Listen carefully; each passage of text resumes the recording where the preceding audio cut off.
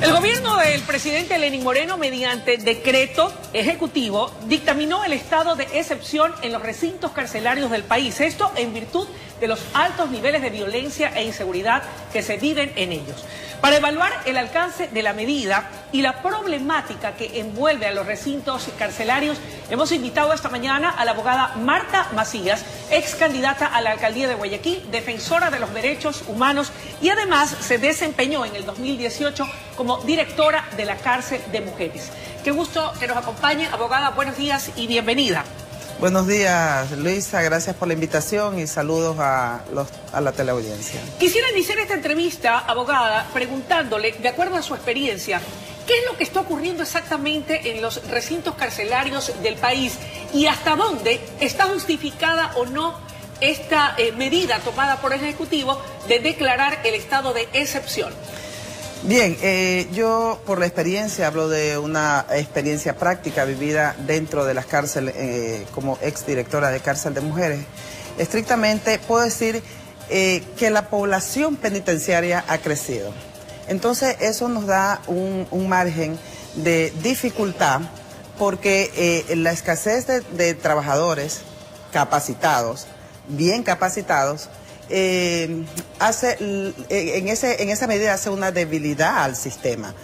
La población carcelaria ha duplicado en muchos centros más del 100%. Estamos hablando de 10 centros carcelarios, más del 100% de la población. Estamos hablando de una población que abordaría los 41.000 presos en todo el país. Y 28.000 digamos, de una sobrepoblación que ya nos limita, ¿no? Y la escasez, asimismo, de personal capacitado, altamente capacitado, y debe ser una constante eso.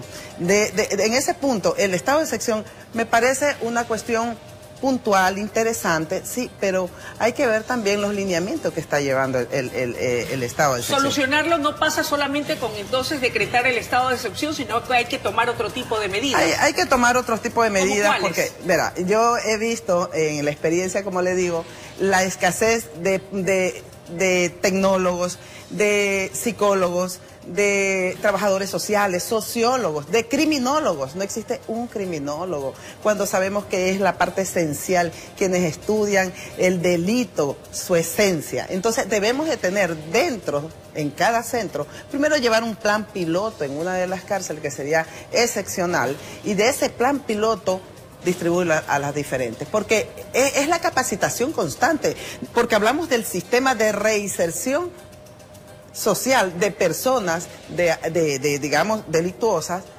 ¿Y qué estamos haciendo realmente? Ok, ¿qué pasa con los guías penitenciarios? ¿No están cumpliendo su deber? Entonces no tienen la suficiente capacidad, no están debidamente preparados o entrenados para cumplir su labor.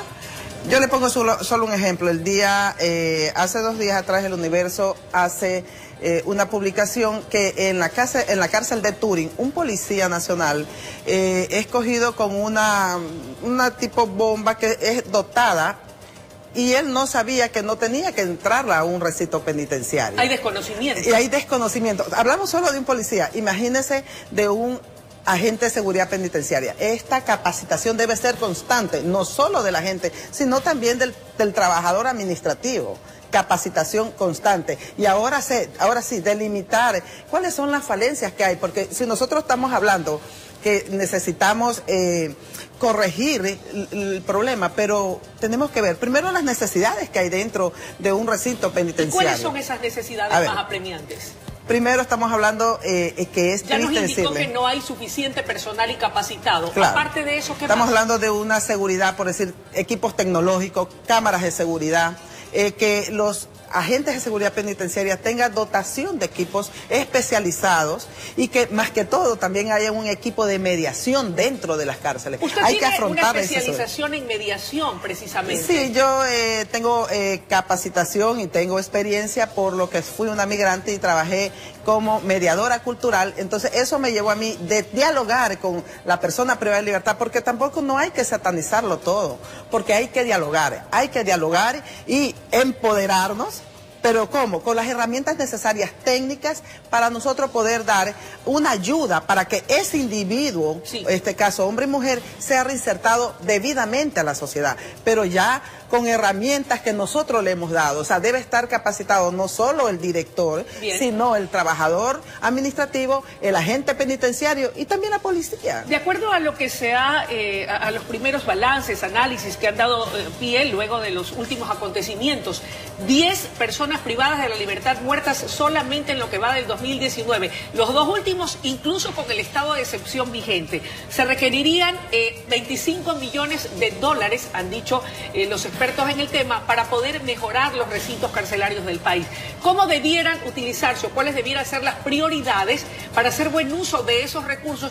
Y creo que necesariamente habrá que invertirlos si queremos cambiar la realidad de las Obviamente, cárceles. primero es delimitar las partes vulnerables que tenemos, como la inseguridad externa, interna, el tema de talento humano como con personal altamente capacitado, valga la redundancia, y segundo, ver las necesidades que ellos tienen, tanto internas con sus utensilios personales, la entrada de sus familiares, que también ya no debe ser una vía crucis, porque aquí viene, o sea, tenemos que hablar ya del lado humano, ¿verdad? Del lado humano, por supuesto, porque no hay que satanizarlo todo.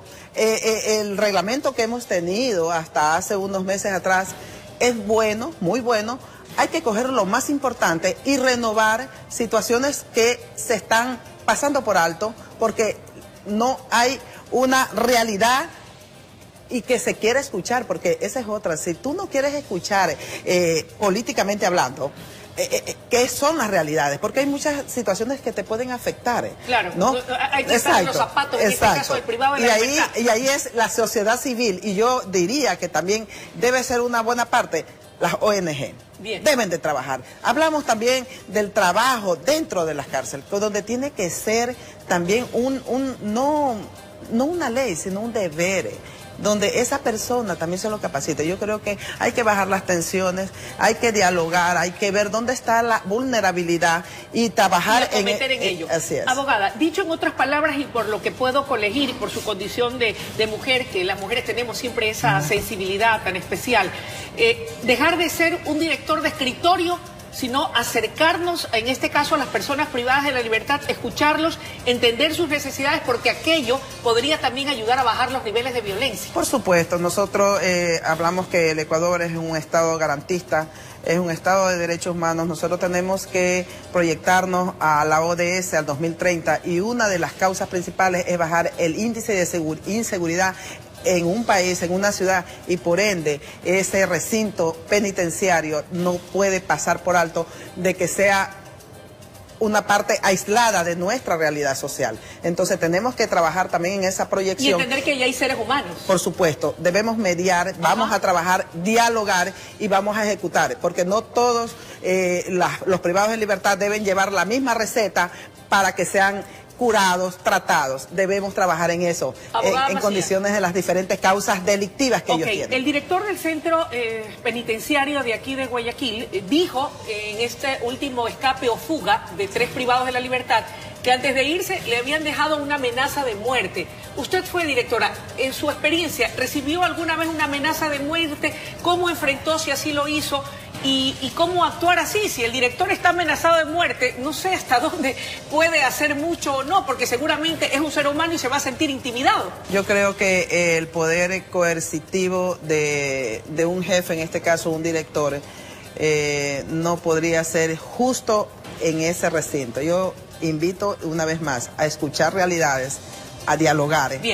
Y que sean expertos las personas que den las directrices y que estén arriba conduciendo una verdadera rehabilitación social. Si no hay expertos, si no hay personas que quieran escuchar y dialogar, y nosotros ejercer el poder, ¿cuál? El poder que nosotros estamos dentro de un recinto penitenciario donde ellos tienen que cumplir normas, disciplinas, trabajo, porque está, estudio.